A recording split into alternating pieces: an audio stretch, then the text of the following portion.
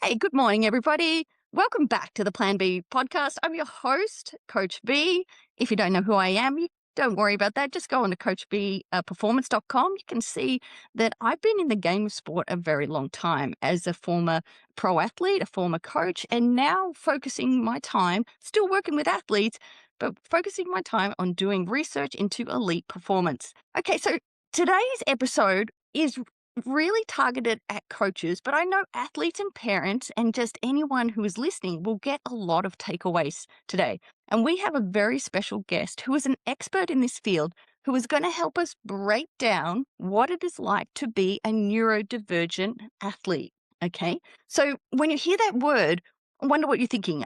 You're thinking, what even does neurodivergent mean? Well, it just simply means that your brain is wired differently. Okay. It doesn't mean that there's a disorder. It doesn't mean that there's anything wrong with you. It's just that the brain processes information differently. So today I thought I would bring in a very special guest to help us give information to coaches on how they can improve their coaching style for neurodivergent athletes. Now, Coach Carey, also known professionally as Doc. He is a specialist in working with ADHD athletes, and he's here today to break it down and help us understand, and most importantly, help our coaches so they can help our athletes. So, Carey, hey, welcome to the Plan B podcast. Hey, thanks a lot for having me. I'm excited to be here and I have a lot of fun chatting about this stuff, and I'm excited to dive right in. Fantastic. Well, can you tell us just a little bit about your background? I know that you're a licensed psychologist. I can see on your Insta page that you do work with ADHD athletes.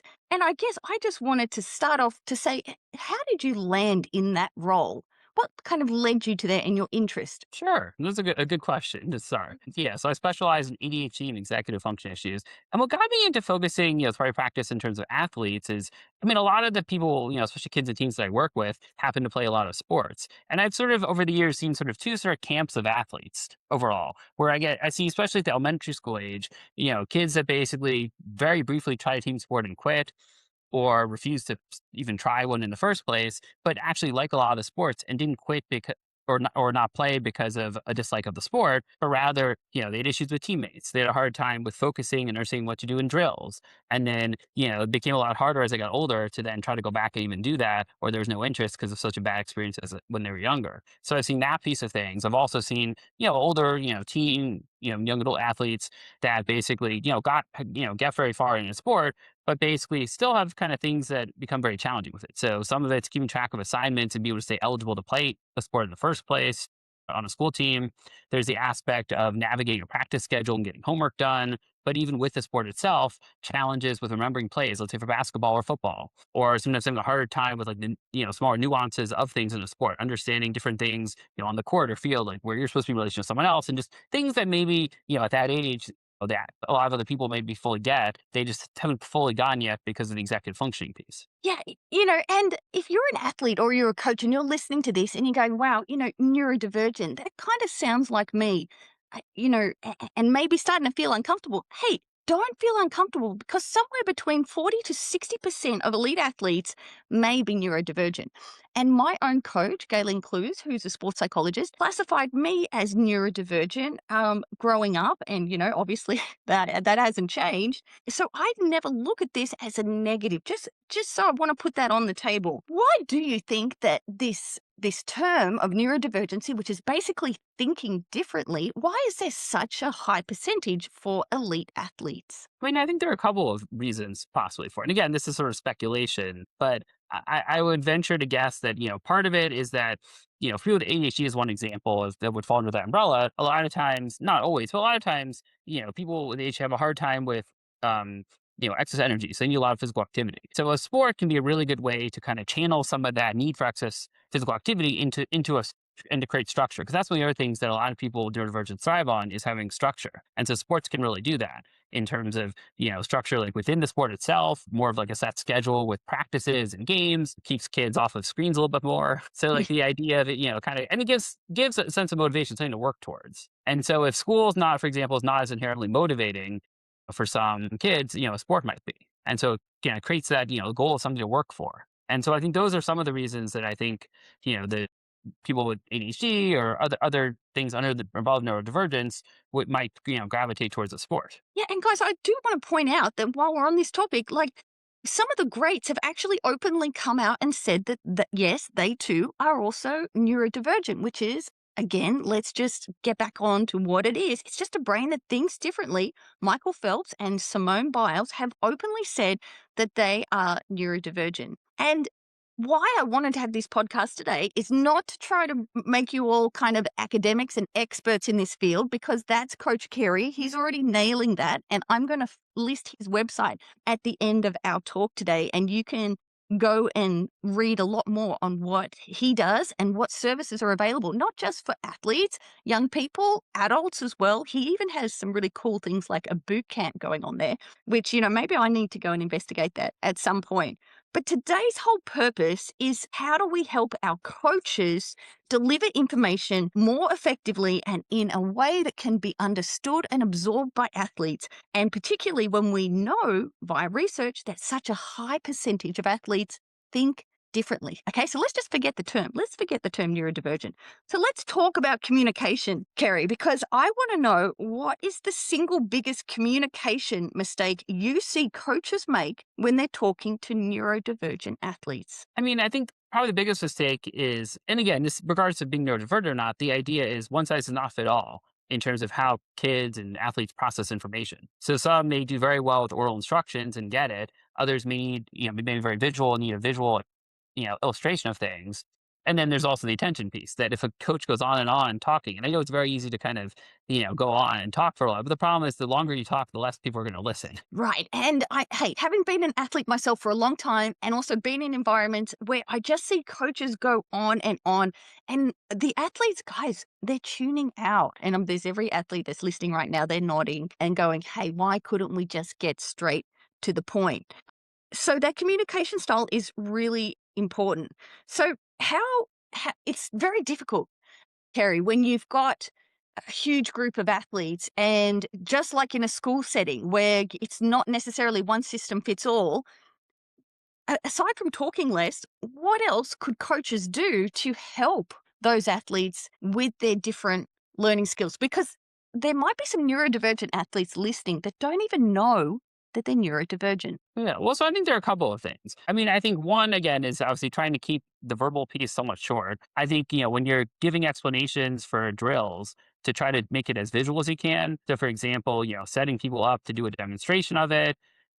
Depending on what it is, if you can have a visual thing, like for basketball, having a visual diagram of here's what you're going to do for this activity. Because then basically you're capturing the people that do well listening and also the ones that do best seeing things. I think sometimes also giving an overview of the practice of these are, the different things we're going to work on, or these are the activities we're going to do sometimes helps because it makes it easier for people to shift from one activity to the next. Whereas if they've kind of lost focus, if they have a general sense of the overview, it's kind of like when kids are younger in elementary school, sometimes the teacher has a very clear, here's the overview of your schedule for the whole day. And so just having that kind of framework with the structure can often help make it easier to then, sort of get back on track if you've zoned out at some point and know what's going on. So I think those things are helpful. One other thing I would think about is really be mindful of when during a practice you talk to your team. So the idea that basically if it's the beginning of practice and they're all kind of joking around, that's probably not the time to try to have a serious conversation. But, if you can maybe do a few activities to really get them moving, tire them out a little bit, and then take a break, use sort of like a water break and a breather to have a formal, team meeting, that could work really well because they've gotten some energy out and they're probably more likely to be receptive to talking and listening a little bit. Yeah, there's some really great points there. And I really hope there's some of our coaches listening and athletes. If you think your coach needs to listen to this podcast, you should forward it to them afterwards and just say politely, coach, I found some really great information. And maybe you should check it out, because it is, like I said, let's go back to the stats. 40 to 60% of elite athletes may be neurodivergent. So that is athletes who are not zoning out, not distracted, but that's how they may be interpreted, because they're not able to decipher the information that's coming at them in the way that they normally could absorb it in a session away from sport. So one of the biggest things, Coach Carey, that I see a lot from having standing on the sideline from a lot of levels, pro level, college level, is in-game communication. Because what I see is that it's a different environment from training. You've got the environmental stresses that are there, the internal stresses of the athletes are heightened. And then you've got coach delivering communication in a less effective way. And one of the things that I see is coaches screaming out mistakes that have already passed and sending the athlete's brain back into recall, and then they've got to keep going. So, how could be to be helpful not just for neurodivergent athletes, but all athletes? Can you help us with that? Sure, absolutely. I mean, I think the first thing as a coach to think about is be intentional what you're saying. Because if whatever you're saying is going to have no impact whatsoever on anything else that's going on the field or the court, don't say it in the game. Save that for a conversation at a later time. Because the people on the court they have or the field they have to process. If they hear tons of people talking, probably they're not going to fully be able to process whatever it is anyway. If there's several different people talking, so the idea is keep whatever the verbal recommendation whatever do keep first of all keep it very short so it's easier to process, and be really selective in what you choose to say. It's also okay to be silent on the sideline. You don't have to be talking constantly as a coach. So I think Yeah. also remembering that's important too. Because I think, also think about it this way. If you're not constantly saying stuff on the sideline, whatever you do say is probably going to have more weight because you're not constantly saying things. And to be honest, I don't think because of the noise of the field, either the stadium, the crowd, the athletes half the time can't even hear coach, to be honest. Well, that's true too. So it's not helpful a lot of times when they can't hear you. Right. And so you often see coaches on the sideline, they scream. I was guilty of that when I was a coach. And then I really needed to like calm down, check myself. And I know I had a great mentor, or I've had several great mentors who have said, you know what, Belinda, keep that in check and just allow it to go through. And timing is so important. Now, a lot of coaches who have done coaching courses have heard about like the feedback sandwich. All right. And we know what the feedback sandwich is. It's where you give positive, okay, so well done, Jimmy, and then you do a corrective. But next time, just be mindful of where you are on the field and keep your hips open so you can turn easily. So corrective, and then followed by a positive to keep them going forward. So let's keep going strong in the second half. So, like, you've got this positive feedback sandwich that a lot of coaches are given and told to prescribe to when they go to a coaching course. Do you find that this works well for ADHD and neurodivergent athletes, or is there a better framework that coaches could use? Well, so I think it depends on the person. On a practical level, if whatever you're saying is long enough, the athlete's going to zone out by the time you get to the other positive on the other end of the sandwich. So I think in a practical level, I think maybe even just having the positive thing and then the thing to work on and leaving off the third the end of the sandwich in some ways could actually work better because it's less information. So I think that's part of it. But I also think recognizing just because you tell an athlete something doesn't mean they're immediately going to follow it. So it's often most helpful to share the information, like for example, during practice when you could actually work on something. Like for example, in baseball, if you're working with an athlete on, I don't know, mechanics for throwing, that's a good time to actually work on, giving feedback when they're actually doing it. And you can work with them if they're not doing it the way that they should be. I think one other thing I would just think about with this idea of giving feedback is really the idea that, people with ADHD often are very used to getting a lot of criticism and kind of feedback or what people refer to as a correction.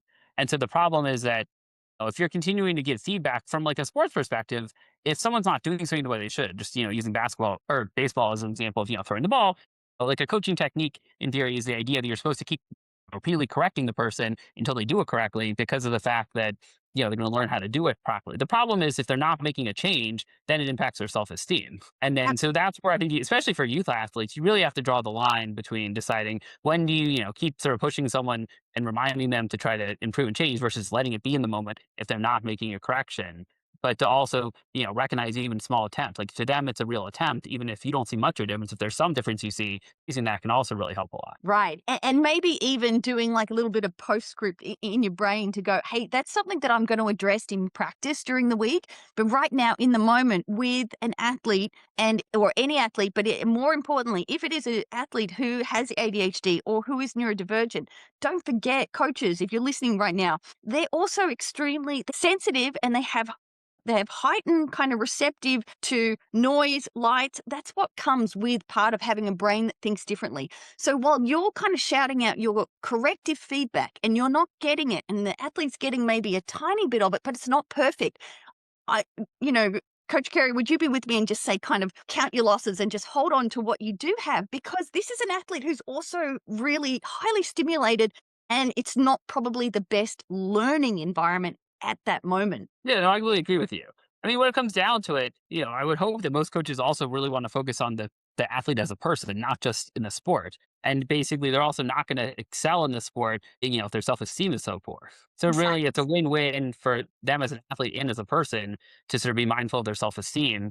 When you're correcting someone during that, and also to your point about being extra sensitive, I would also think about that in terms of how a coach singles out a player if they're giving feedback. And for some players, if they seem especially sensitive, it may be better if you can to try to do it one on one. Like if it's during a water break or after practice or before practice, like that's when it can feel a lot more comfortable than being singled out in front of the whole team with some sort of correction. Yeah, and Coach Curry, if we have some athletes that are listening today and they're thinking, you know what, I this really resonates with me. I really feel like I fall into this category because there's a lot of check marks happening when I'm hearing to that oversensitivity, heightened awareness and reactive to the noise and unable to process coach instruction. If you're an athlete and you feel like, after you perhaps go and visit someone like Coach Carey or Dr. Hellier, so you can get a diagnosis. Although, hey, I'm going to say something about that in a second because I'm not a huge fan of labels, but we'll get back to that. But if you're a coach, right, and you've got this athlete who's decided that sounds like me, and even that sounds like how I might be processing information, what would you say back to the athlete to, because obviously it's taken a lot of courage to do that. You touched on self esteem. What is the ideal response from the coach to build trust with that athlete? Like basically, sorry, in terms of what would the So, like, the athletes decided, "Hey, coach, I'm really struggling with how you deliver your instructions." And in your mind, you might be thinking, "Well, aren't you listening?" Like, but what if an athlete who perhaps feels that they may not have an official diagnosis, but has that tendency to not be able to focus or is highly sensitive to external factors in the sporting arena. And so they possibly are neurodivergent, but they're trying to share with coach like how they could best receive communication. And Yeah, you're the first sorry, the first thing I would probably do in that situation is, praise them for their willingness to let you know that. Because I think that goes a long way. Clearly, it probably took a lot of courage for them to do that. So acknowledge that, I really appreciate you feeling comfortable to share this with me, and I'm happy to for us to figure out a better way to communicate things with you. And then, sort of use that as an opening point for a conversation. I think another part just, relates to this is the idea of how you build a relationship with players on a team. The idea of not just having any conversation be constantly only about the sport and in the middle of everything, especially if players arrive at different times, have an opportunity to like go up and say hi to each player, checking how their week's going. And sometimes learning a little bit about each player on a team can really go a long way toward building that rapport. Like if you remembered so and so was, I don't know, going on some trip, or so and so was had some sort of project they're working on at school, just ask them how that was, because then that shows an interest besides with the sport, and then that in turn can translate back into sort of a better coach athlete relationship in the sport. Yeah, it's such a valid point, and I love that you said that because building a coach athlete relationship is so important. Understanding the boundaries of the coach, you're one athlete, and coaches having to, particularly if you're in a team sport, coaches having to look after a lot of people. So just be mindful that you can't always get the one-on-one with coach, but coach having the ability just to be able to store something personal or something significant about each athlete can go a long way to building trust both ways. And I just said it just before, Coach Kerry, and I wanted to ask you a little bit about this. I am not a fan of labels. And I know before we got on, you said you weren't a fan of labels either. Why is there the need to, when really we don't have a lot of treatment or understanding for, autism, ADHD, as far as, yes, we can improve the communication, but why do we constantly try to label people today? I mean, I think there's different reasons. I think there's the functional aspect that, if you're giving information from one doctor to another, it, conveys here's a sense of symptoms that this person needs. And so it's used to guide treatment. There's obviously, getting accommodations and needing some sort of formal diagnosis, as document to prove that there's a disability to be able to get accommodations for different things. So there's that part of it also. And again, it's hard. I think psychologically, there's some people that find it helpful to have oh, I finally understand why I am this way. Here's this reason. I mean, again, it gets challenging because it's a balance between an understanding of it, but then at the same time trying not to have it be an excuse. So that of itself is a whole nother sort of thing of the balancing act of diagnosis. But I think with the neurodivergent term, I think it's something that I think a lot of people have gravitated to because I mean, again, it's not a medical term. I think you see it a lot in social media, and I've seen a lot of marketing stuff in the last probably year or two. But I think that it's in some ways maybe a little bit more of a comfortable term. It's more generic, so it doesn't in the same way executive functioning is that because people with ADHD you pretty much have executive functioning challenges because time management, organization. If you look at the criteria for ADHD, you sort of have to have executive function challenges to have ADHD. But basically the idea is for some people it's easier and more comfortable to say, oh, I have challenge executive functioning than to say I have ADHD. Right. Right. And I think one of the things I really wanted to try to dilute today is on the understanding that if there are ADHD athletes out there listening, I and I don't think it's classified as a disability. I know that it's probably in the textbook, but I don't really like the word disability because, ADHD athletes have also other, what they may lack in the executive processing function, they gain in other heightened awareness. So how do we kind of get over that? Coach Carey, in saying, hey, this is actually could be a superpower for you. How do we twist it and flip it so we are continuing to build up athletes, keeping to get them talking, whether it be about ADHD, whether it be about feeling sad, whether it be about being hyperactive, like just how do we kind of reframe that? Yeah.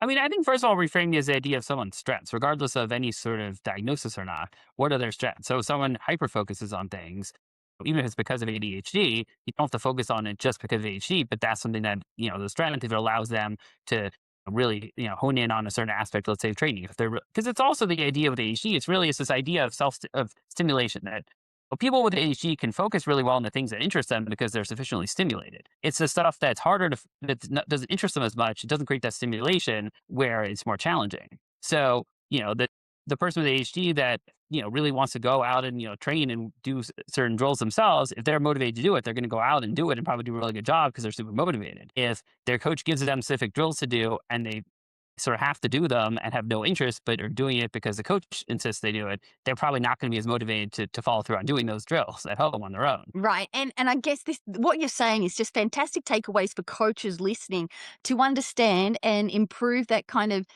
awareness or knowing that high percentage, like high as 40 to 60% of those athletes may think differently. And you're a coach leading them. So to have that flexibility and perhaps try to and hey, I'm guilty of this as well in regards to in the heat of the moment when you're under pressure and your team is down and you're behind and you really need to win this championship, but perhaps yelling at an athlete that has ADHD isn't really the best way to go about it. Right. I mean, it's probably not a great idea to yell at any athlete Right, right. either. But I think just another thing I was thinking based on what you said a minute ago was this idea of as a coach, thinking about how can you really support all athletes, even with the organizational piece of things, not just if they've ADHD, but so for example, thinking about how do you convey information about when practices are, having simple ways of, especially for older teens, putting it into an app like TeamSnap or, if you have a certain app that the league uses to be able to have a clear sense where, you can have the teams sort of keep track of the schedule, knowing when practice is, making sure to give as much notice as you're able to.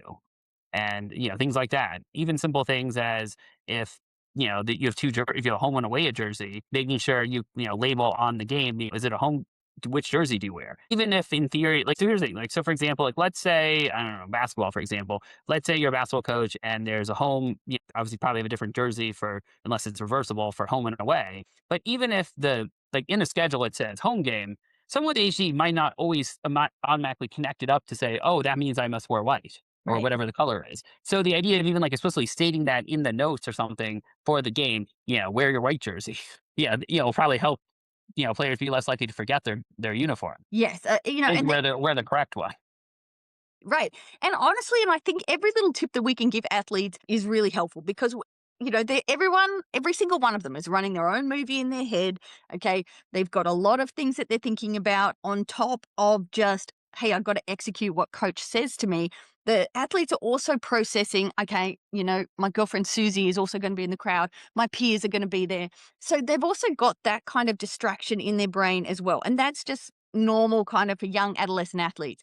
So I love these practical takeaways that you're giving us. Now, one of the things that all teams tend to do, and I used to do it as well as a coach, and I don't know how particularly helpful is, or maybe you can give a better way, creative alternative. But let's talk about post-game or post-performance film sessions. If I'm an athlete with ADHD, or and I often see athletes that just who don't have ADHD are just completely spaced out and really aren't absorbing what coach is trying to do. Is there a creative alternative to this, to post-game film? I mean, on a practical level, I assume you're not referring to right after. You just mean in general after at some point, right? Yeah. I mean, Because I'm sure there are some teams that may view it right after, but that for writers, I think that's not great because you're still sort of, probably wound up from the game.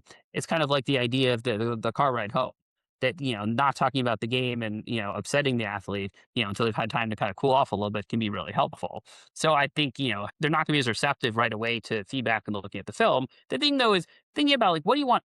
Like anytime you're doing anything, whether it's, looking at film or some practice, for a coach, think about what is the goal? What are you trying to accomplish by showing them the film? And so the thing would be to then look at one, could you, with AI, I think there's probably a lot of ways to streamline this in terms of the time involved, would be to look at, could you pull more clips? So rather than it being, a whole, like, let's say a whole football game, to look at, could you just, a couple of like clips that really illustrate the points you're trying to make, or like almost like a highlight reel, and have them watch that. Because one, you could spend more time actually doing stuff instead of watching if you're not spending as long watching the film. Plus, also people are going to zone out, watching too much at once. And I think break it down. Like for example, like for an older teen, if let's say I don't know, again, at certain sports I think tend to use the film more than others, but even in like let's just say baseball, for example, if you have a teen athlete, or coach, and you're filming, what their at bat looks like or their form when they're pitching. Having a couple different sort of examples to show, depending on how many times they're up to bat, and obviously they I'm sure pitch a lot if they're a pitcher. But the idea of like not showing them every single pitch they did, but selecting a few to show, oh here, there's an example of you did a really good job here. And here's where, your feet, you didn't do a good job in terms of, or you released it a little bit too soon. Like to basically show like what's looking really good with things, and also kind of like this idea of the sandwich, but doing it Yeah. with video.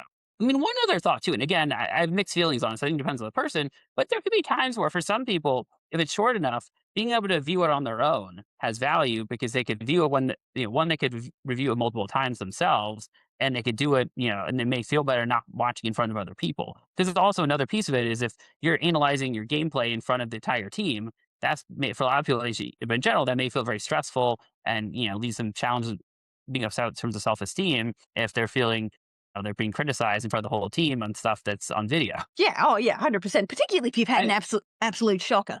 Oh, right. I mean, the hard part is that obviously, if on the other hand, if you're giving someone film to watch on their own, it's another task they have to keep track of and complete. But right. for some that might feel a little better, at least do it on their own. They can pause it and restart it and things. So again, certain things where and you could actually do that even for like short little tips on things, especially for people with ADHD that may have a hard time focusing. If there's certain things you really want your team to know, you theoretically could sort of make really short videos and just send it to the team on occasion between stuff if there's really something that's important enough for them to know, and you think that might help them to learn it better than simply just listening to you during practice. Yeah, and I want to talk a little bit because I love these little tips and takeaways, and particularly when you said, "Hey, parents, even post game." I mean, post game normally they don't normally do film straight after. They normally do it like a day or a little bit after. But even just that car ride home, allow the athlete to decompress. And I've said this before on other podcasts. And then in the film, whether it's condensed, whether it's particular reels, whether it's just very specific, using the sandwich method, which we've spoken about. These are all fantastic because in your experience, coach, over the last, you've been doing your psychology practice and this specific area of work for the last 15 years, okay, and quite extensively. And when you go on to Carey's website, which I will list on the Insta page, you can see all of the papers and things that he has written, and he's been involved in this. So he's been in this field quite a substantial amount of time. One of the things I want to hit on today, because a couple of episodes I did, an episode on, hey guys, let's just not scroll before a competition because we're trying to minimize the distraction. would you say, in your experience of what you've seen over the years, that the level of distractibility, and we're going to just talk athletes because that's our field right now. Do you think the level of distractibility has increased, and what are the causes of that? Sure. Yeah, I mean, I think in some ways it probably has. I mean, again, I think there's certainly the aspect of technology and that, it certainly can help people to need, more of like an instant gratification for things. Certainly there's studies that look at, how that impacts attention span. So then there's that piece of it. I think certainly it seems like there's an increase in anxiety. I think there's an increase in pressure for athletes in games, whether it's concerns around getting recruited or just what are your parents going to think. I think that all those different pressures tend to create more sort of anxiety probably before games for a lot of people on top of their own internal, self-imposed kind of pressure they put, a lot of athletes put on themselves. And I think right before a game, again, there's some athletes I'm sure that, basically are, excited and ready to go and just want to jump right in. But others that maybe feel a lot of anxiety right before and it's heightened because they're not in the middle of the game yet. So it's not taking their mind off that and they know that it's coming. Again, I think it also depends on the sport in different aspects. I mean, baseball is different where depending on what your role is, I mean, certainly some of the time you're on the bench waiting to bat, so you're not really doing anything. But that idea of, being on deck to bat and kind of the anticipation of, you're next, unless the other team gets three outs or unless you get the third out before you're up to bat. But then, when you're in that batter's box, everyone's eyes are on you, Right. and it's that all attention's on you. And, I think that's a lot of pressure under the best of circumstances. But, when, it's, you need the run to win the game or there are two outs, that adds pressure. I think being a pitcher, certainly because you're involved in every play, the pressure that I think the other positions in baseball are not always as, outfield positions. Your eyes are not on you unless the ball goes to you. So I think that certain positions, it varies. I think, in a sport like basketball or soccer, depending on what your role is, you're often doing a lot. I mean, if you're the goalie in soccer, certainly, when the ball's coming to you, you have a very vital role. But if the team's doing well and the ball's not coming near you very much, you're kind of just standing around and, you need to be ready, but there's may not be as much pressure. Right. And, the topic of pressure, and I'd love you to speak on this. I often tell my athletes to lean into it.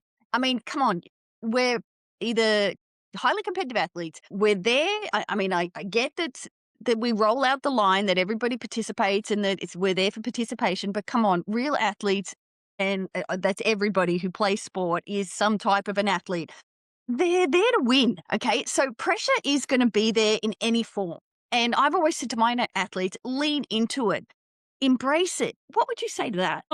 I think it depends. So, I mean, I think there's the acknowledgement of it that's important. And I think as kids get older, I think acknowledging more that, what the goal is. And that I think certainly there's, I think everyone in there wants to win. But I think the idea of that not being the be all and end all, I think is also really important. But I think this question of kind of leading into the pressure, the problem is that, a lot of people can sort of like, it's like the stress. A small amount of stress can be beneficial in improving performance. The problem is too much stress or too much pressure and some people crumble. So I think you have to figure out how much pressure you're experiencing. Is it a good amount that's pushing you to do well, or is it so much that it's impacting your performance? So I'm putting you on the spot here, and listen, I know that you're an expert in this field. If I'm that athlete who is just trying to alleviate some pressure that I'm feeling, what could I do? I mean, the first thing is to try to identify what is the trigger. So, like, is the pressure like just right before the game? Is it during a certain point of the game based on what's going on? Because understanding like the trigger is often the first step to trying to get better, because then you can figure out how best to approach it. So maybe, so like a box breathing activity or like some sort of positive self talk, like having a short phrase you can remind yourself of. Another thing can also be useful sometimes is having like a set routine to do. Like, so for example, like volleyball, for example, like before someone serves, like basically if you have, like I used to like take a couple steps back, like I would take 4 steps back. And so it got me to like focus on doing something rather than thinking about all the eyes on me serving.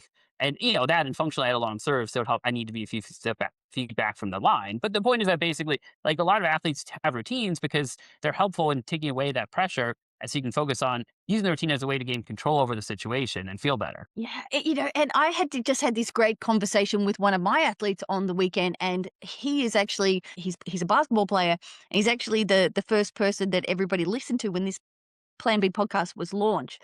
Okay, and that's Anthony Lamb, and he is overseas right now, and he's playing. And we were talking about him processing coach information sometimes that he doesn't necessarily agree with, but he needs to be able to decipher, or he thinks in his head, but I think the play should be run this way. But when you're an athlete, guys, I'm always saying to this, you're a team with your coach, and your coach has a strategy, and whether or not you feel you can run it better another way, it's really important to take on board what coach is saying and process what coach wants you to execute. So a tip that he uses is that to stay in the moment and to not allow his thoughts to run away with, hey, I think it should be done this way, but to absorb the information. And he just says to himself, where are his feet?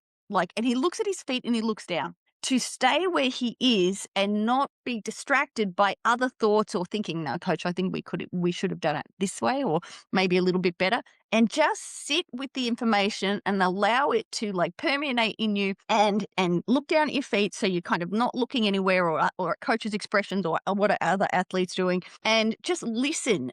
Because listening, I think, is something that people don't do enough of today. Would you say that's fairly accurate? Yeah, I think there's also a mentality of, I mean, again, you want to speak up, you want to be able to sort of have your voice heard, but I think there's also a time and a place to do it, and a time when you need to sort of just listen to whoever's in charge, unless whatever they're saying is inappropriate or something to be doing.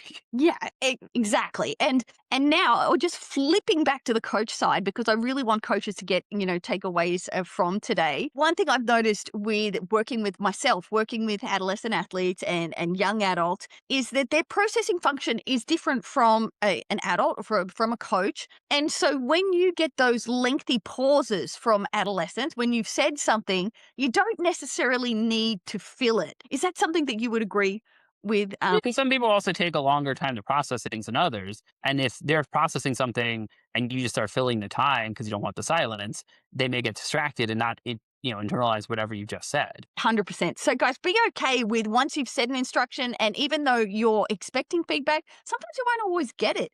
So, we're learning today from research that the adolescent brain, and it sounds crazy because it's a big number, that the adolescent brain isn't completely formed. Like, we're talking receptors and neurotransmitters all connecting until age 30 now. Keeps going back. Okay. So, 30 is a pretty old adolescent, I've got to say. But that's the research that we're coming back with. So just be okay if you don't get that instant response, or you don't get that feedback. Just allow them to sit with it. And I think the great thing that you really mentioned today is it's all about timing of delivery of when you want information from your athletes.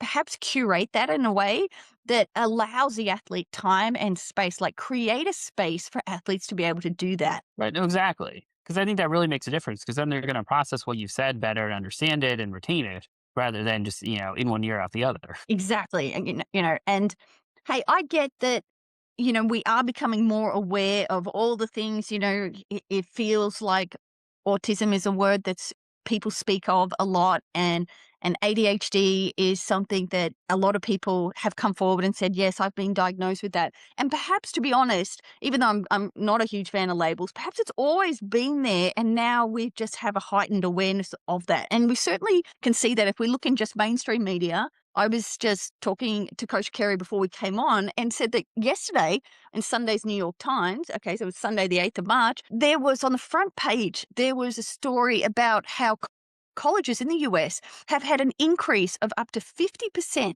of students who are applying requesting disability allowances. And on that spectrum, ADHD and autism have been right up there. So perhaps with this heightened awareness that obviously colleges have, and they're making the adaptations to help people to be able to just function better, because we're not all, one model fits all. I think that knowing it's on such a broad scale, just to be able to say to coaches, hey, coaches, we want you to have an awareness of this, because we're not making it up. Could you speak to that, and about just how this growing influence and awareness? Sure. That I think there is certainly more awareness that these challenges exist, and that, there's certainly more support that people are trying to do in order to sort of compensate and, help people, with ADHD, autism, everything, anxiety, various other things that would qualify in terms of, seeking accommodation at the college level. But I think it brings up the point that, if you look at, I don't know, any sports team, if you're a coach, any sports team, think about the likelihood of at least, I don't know, one or two people, if not more, having ADHD or having anxiety. And the idea is by, better understanding what challenges a particular athlete on your team has, you can be more effective in not only helping that person on the team, but helping the team as a whole. And so, while your job obviously, unless you're a psychologist or a medical professional, your goal is obviously and again, even if you're not treating the athlete in that capacity on the field anyway. But the point is that basically having a better understanding allows you to sort of develop a better relationship with the players and to be able to better support their needs. So the more information you have, for the most part, the more effectively you can help support the needs of your athletes. And so that's why really getting to know them as a person. And even if they never disclose any, formal diagnosis, Sure. you probably, by getting to know them well, can probably pick up on a fair amount if you know what to look for, just in terms of figuring out how can you better support them by understanding how they learn and how they process information and how they react when you give them feedback in a certain way. Well, I know that, the coaches listening to this podcast today are just going to get so much out of it. I know the athletes appreciate it. And that's what this is all about. It's about athletes supporting athletes. But if I'm a coaching organization and an athletic department that I also like, I know my coaches are trying to do their best. I know the athletes appreciate it and they need it.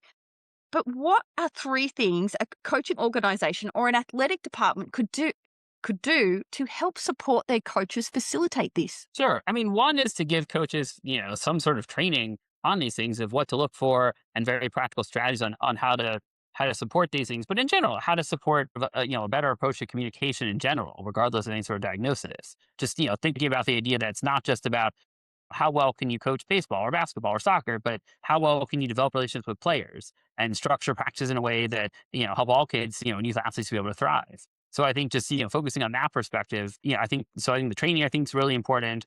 I think just general understanding what to look for in terms of how to help kids, when things pop up, I think would be really good as well. And also just recognizing that, it's just the communication that I think sometimes like the old school version of yelling at kids, for most people does not really work very well.